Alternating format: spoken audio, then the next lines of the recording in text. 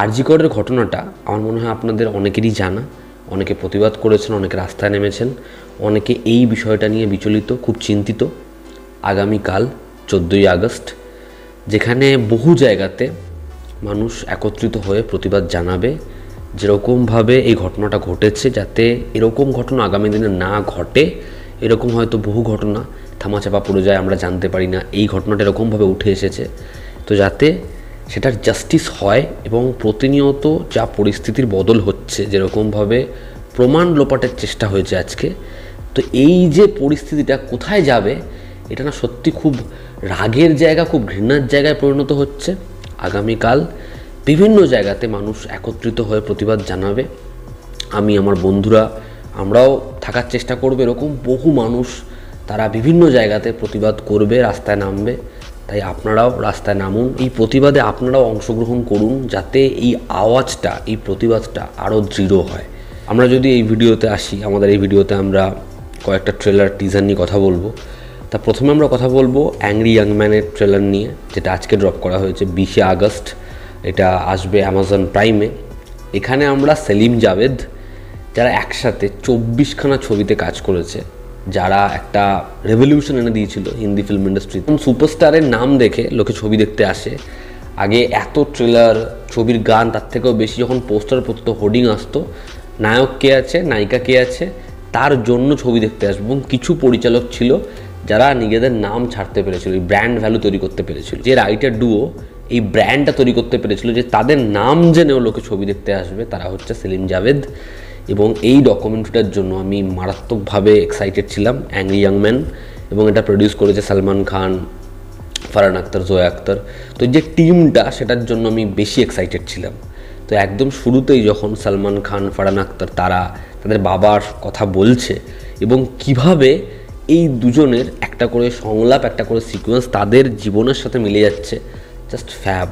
এবং ট্রেলারটাকে যেরকমভাবে ডিজাইন করা হয়েছে, সেটা বিশ্বাস করুন ভীষণ ইন্ট্রিগিং।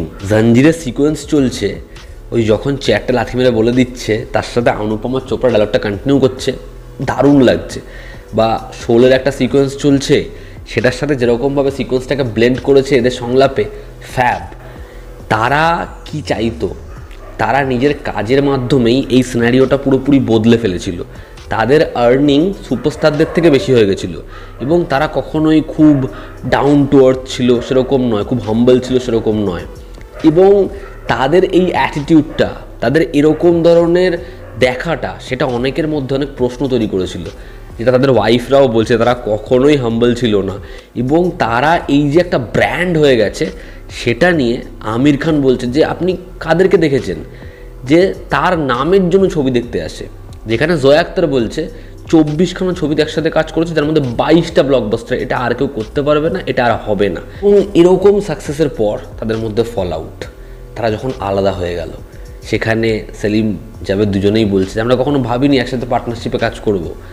তো সেই যে দুজনের আলাদা হয়ে যাওয়াটা, যদি আজকে রাজেশ খান্না বেঁচে থাকতো, এই দুজনের ফল আউটে, দুজনের এই বিষয়ে তার যে স্টেটমেন্ট থাকতো, বা এই ডকুমেন্টারির পার্ট যদি সেও হতো, আমি খালি ভাবছি যে এই ডকুমেন্টারি ফিল্মটা আর কত ইন্টারেস্টিং হতো। এবং শেষে যখন অমিতাভ বচ্চন, তাকে দেখা যায়, তার স্টেটমেন্ট শোনা যায়, জাস্ট দারুণ।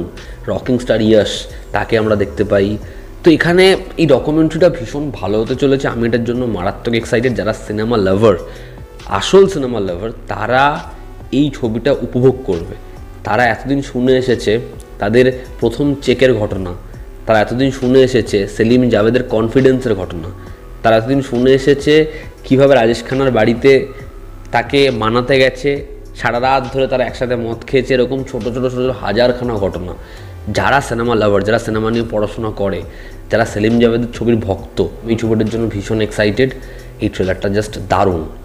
এবার যদি আমরা কথা বলি পরবর্তী টিজার নিয়ে, যেটা হচ্ছে জমালয় জীবন্ত ভানু। তো এই ছবিটা ডক্টর কৃষ্ণেন্দু তিনি বানাচ্ছেন, তারই স্ক্রিপ্ট, তিনি পরিচালক। তো ডক্টর কৃষ্ণেন্দু, মিরাক্কেলে আপনারা অনেকেই তাকে দেখে থাকবেন। আমার মনে হয় যে তিনি এই যে হাস্যরসটা এই ছবিটার মধ্যে মেনটেন করতে পারবেন। আমার টিজারটা বেশ ভালো লেগেছে, এবং শাশ্বত চট্টোপাধ্যায় তাকে উত্তম কুমার হিসেবে যত বাজে লেগেছিল ওই অচেনা উত্তম ছবিতে, তাকে ভানু হিসাবে, ভানু বন্দ্যোপাধ্যায় হিসাবে বেশ ভালোই লাগছে। এবং এই ছবিটা কিন্তু বায়োপিক নয়, ভাববেন না ছবিটা বায়োপিক। এখানে একজন স্বর্গে গেছে, সে গিয়ে দেখছে ভানু সেখানে রয়েছে, এরকমই একটা ওয়ান লাইনার এই ছবিটার।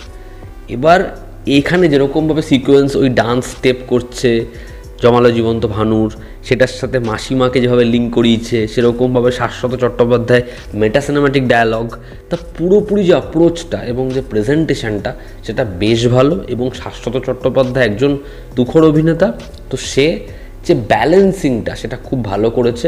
সে মিমিক না করেও যে ছোটো ছোটো অ্যাক্টিভিটিসগুলো নিয়েছে সেগুলো বেশ ইমপ্রেসিভ। তো সেই টিজারটা আমার বেশ ভালো লেগেছে। যদি আমরা কথা বলি নানি এস.জে. সূর্যা স্টারার সারিপোদা সানিভারামের ট্রেলার নিয়ে, যেটা আজকে ড্রপ করা হয়েছে, তো এই ট্রেলারটা আমার বেশ ভালো লেগেছে। প্রথমে এটা খুব জানা তেলেগু ছবির ট্রেলারের মতো মনে হলেও পরবর্তী সময় এর মধ্যে যেটা সুপার হিরো অ্যাঙ্গেল রয়েছে সেটা আমার বেশ ইমপ্রেসিভ লাগে। যেখানে নানির যে ক্যারেক্টার, সে কিছু স্কেচ করে এবং তার রাগগুলো উগড়ে দেয়, এবং যদি কাউকেও ডিসাইড করে যে একে আমি বাঁচাবো বা এর পাশে থাকবো, তাকেও ফ্যামিলি ভাবা শুরু করে। অপরদিকে এস.জে. সূর্যা, তার একটা রিজন রয়েছে এই যে রাফনেসের, এবং সে কীভাবে মানুষকে টর্চার করে। এই দুজন যখন একে অপরের আগেনস্টে দাঁড়াবে তখন কি হবে। এবং নানির ওই যে একটা স্কার্ফ সে মুখে বেঁধে নিচ্ছে এবং শনিবার করে সে সবার রাতের ঘুম উড়িয়ে দিচ্ছে, সেই বিষয়টাকে যেরকমভাবে আনা হয়েছে, ব্যাকগ্রাউন্ড স্কোর যেরকম অ্যাকশন, এবং দড়িটাকে পুরো হাতের মধ্যে গ্লাভসের মতো পেঁচিয়েছে, যেরকম নানিকে দেখতে লাগছে, সেটা ভীষণ ইন্ট্রিগিং।